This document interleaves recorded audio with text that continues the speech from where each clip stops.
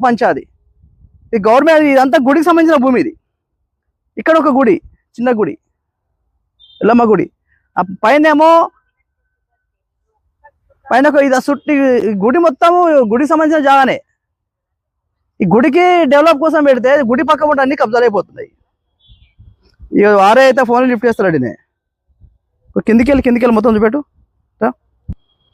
అయితే ఇక్కడ ఎంఆర్ఓ కానీ ఆర్ఏ కానీ ఫోన్ చేస్తానో లిఫ్ట్ చేస్తలేరు.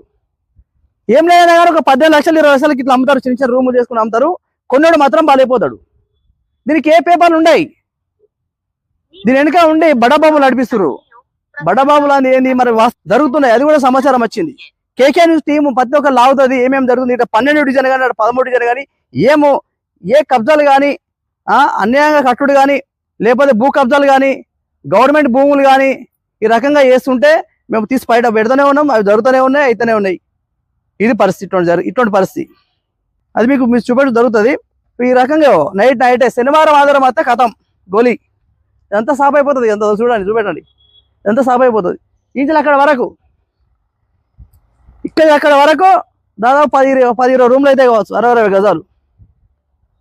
ఇది పరిస్థితి ఇక్కడ జరుగుతుంది. ఎంఆర్ఓ గారు ఆర్ఏ గారు